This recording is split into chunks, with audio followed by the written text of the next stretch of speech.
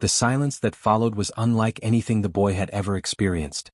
It was not the absence of sound but rather the presence of something else, something vast, something old, something watching. His heartbeat thundered in his ears, the only thing tethering him to reality as he stood frozen before the thing in the cavern. The towering figure that had been waiting for him moved, slowly, deliberately. Its head lifted higher, revealing a face that was not a face at all.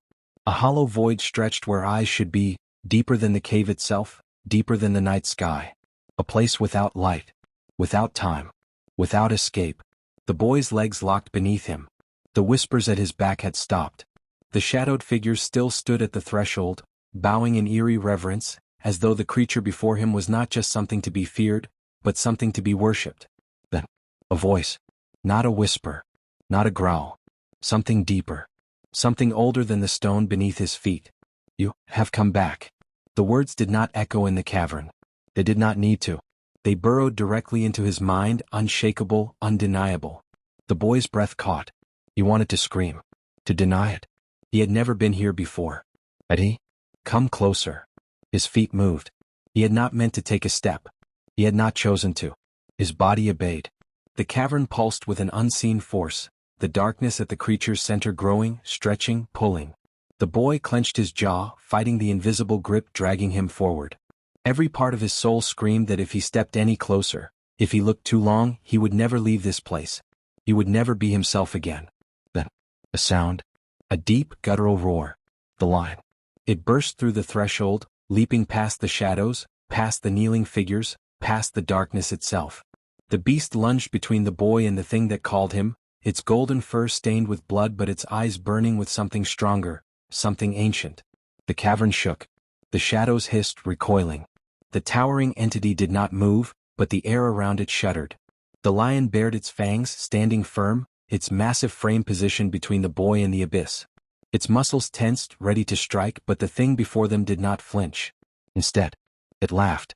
A soundless, skin-crawling laugh that rippled through the air, a vibration more than a sound, filling the boy's lungs with something cold and suffocating. Do you think you can protect him? The lion's claws scraped against the stone floor, defiant. The shadows at the cavern's edges moved. The whispering figures rose.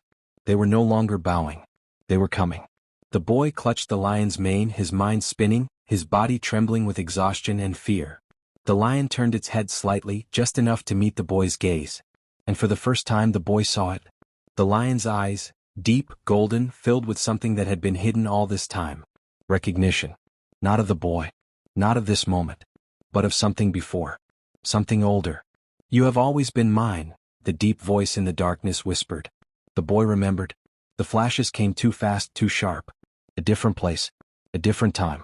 The lion beside him, not as a guardian but as something else. Something that had once been more than a beast. Something that had once been him. This is not your first time. The boy gasped. The lion roared. The cavern collapsed. The world imploded in a violent rush of sound and light and darkness all at once.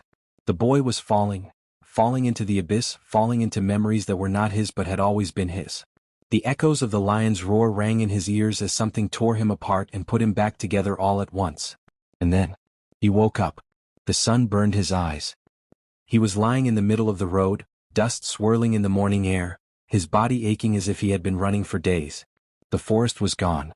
The cave was gone. The whispers were gone. But the lion was there, sitting beside him, watching. And the boy understood. They had escaped. For now. But the thing in the cavern, the thing that had spoken to him, the thing that had known him, it was still waiting. Because it always had been. And it always would be.